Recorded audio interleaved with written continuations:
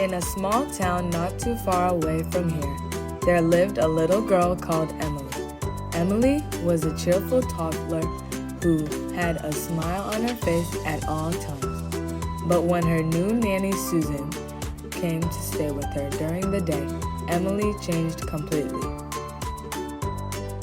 Every morning, Mommy and Daddy would give Emily a big hug and a kiss before going out the door. Emily would run out and wave until their car turned the corner and they zoomed off to work. After that, Emily had the whole day to herself. She could play, draw, watch cartoons, run around, and do anything she wanted. But she was not happy at all. That was because her nanny Susan was very mean. She would always say mean things, snatch toys out of her hands, and yell at her for nothing. Susan would make Emily cry and feel terrible every day. Emily cried, and she told Susan, "I will tell Mom and Dad." But Susan scared her and told her that if Emily said anything to her parents, it would only get worse for her. And so little Emily believed her, and she never said a word.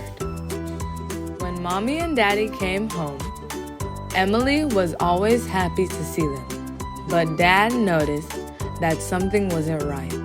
Emily was happy when Susan left, but then it felt like she had a lot on her mind.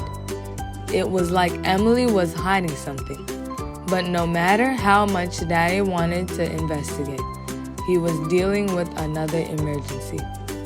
Daddy's company was struggling and he was very close to losing his job.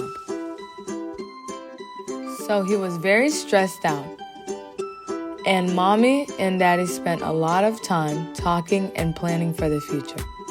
When Daddy lost his job, he sat down next to Emily and told her the bad news. He said, "This means we can't pay Susan to be your nanny anymore. So your Mommy and Dad decided to move our family back to Nana's house.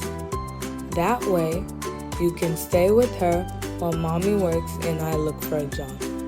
Yay! Emily jumped up with happiness and started doing her happy dance. Daddy wanted to make sure Emily understood well. "But honey, we won't live in our house anymore, and you won't have all this space to play and run around." "I don't care," Emily quickly shouted, and Daddy started to laugh. Emily's reaction made it so much easier for her, Mommy, and Daddy. And when they finally moved to Nana's house, she couldn't be happier. As soon as they arrived, Grandma showered Emily with love and cooked the best food in the world. They had fun every day and Emily was much, much happier. Now that Susan was just a distant memory, the little girl had only kindness and love in her life. After a few months, Emily's dad found a great job and they moved back to their own house. But this time, Emily refused to have a nanny. She loved her time with Nana so much, Emily told her parents to bring her to her house every day. So their adventures continued and got even better. As Emily grew up, they explored more around the city, went bowling, ate lunch at Nana's favorite restaurants, and so much more. Time moved quick, and before they knew it, Emily became a grown woman and Nana became old and weak. She couldn't walk so much, so she stayed at home all day. Emily went to school and wanted to hang out with her friends, but she never forgot about her Nana. Nana would always tell her, Go outside and have fun with your friends. I'll manage on my own." But Emily would have none of that. She told her Nana, "There was a time when I needed you the most, and you took care of me like no one else could. Now, it's my turn. I have a chance to give you the best life, and you can be sure that I will do just that."